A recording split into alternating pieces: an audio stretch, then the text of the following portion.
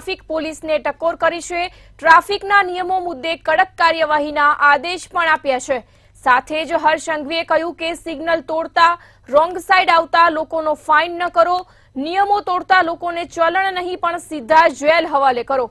આવા લોકોને સ્લેટ પકડાવીને ફોટા પડાવો। ગૃહ રાજ્યમંત્રીએ અમદાવાદ સીપી અને ડીજીપીને વધુ કડક થવા આદેશ કર્યો હતો। ત્યારે લોકો હજુ પણ હેલ્મેટ પહેરતા નથી ને અવનવા બહાના બતાવે છે। ત્યારે મંતવ્ય ન્યૂઝ દ્વારા હેલ્મેટનું રિયાલિટી ચેક કરવામાં આવ્યું હતું અને જેમાં લોકો અવનવા બહાના આપી રહ્યા છે। પાલન નથી કરતા, પરંતુ આ કડક કાયદા લોકોના પાલન માટે બનાવ્યા છે। ત્યારે હેલ્મેટ વગરના લોકો છે તે રસ્તા ઉપર ફરી રહ્યા છે અને તેના જ કારણે જે પોલીસ છે તે કડક કાકા હેલ્મેટ ફરજિયાત। સોરી, ભૂલી ગયો અત્યારે, હું પહેરું જ છું, અત્યારે ભૂલી ગયો છું। પણ હવે કાયદા વધુ કડક થવાના છે। હર્ષ સંઘવીએ કીધું જેલમાં નાખો, જેમ ચલણની જરૂર નથી, કારણ કે લોકો ચલણ ભરીને છૂટી જાય। ના ના, તમારી વાત સાચી છે, પણ અત્યારે હું વિજયનગર જ રહું છું અને હું અહીં દર્શન કરીને જ આમ નીકળ્યો, એટલે બાકી હું ઓફિસ જઈશ તો પહેરીને જઈશ। લોકોને બી શું કહેશો કે પહેરવું જોઈએ? પહેરવું જ જોઈએ 100%।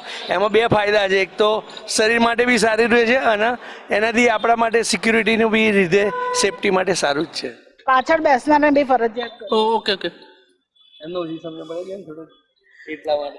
તો લોકો છે તે બહાના કરી રહ્યા છે, કારણ કે હેલ્મેટ વગર પકડાયા બાદ અવનવા બહાના છે તે લોકો કરતા હોય છે। પરંતુ હર્ષ સંઘવી દ્વારા પોલીસોને કડકાઈથી કહેવામાં આવ્યું છે કે ચલણની જરૂર નથી, કાયદાનું જે ભંગ કરી રહ્યા છે, નિયમોનું પાલન નથી કરતા તેવા લોકોને દંડવાની જરૂર છે। ભાઈ, હેલ્મેટ ક્યાં છે?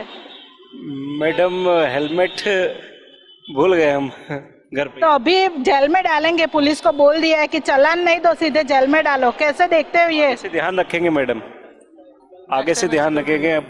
पहनना चाहिए कि नहीं पहनना? पहनना चाहिए, जरूरी है, वो तो अपनी सेफ्टी के लिए।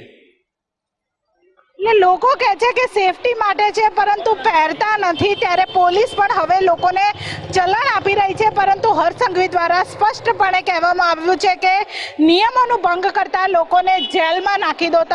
હવે લોકો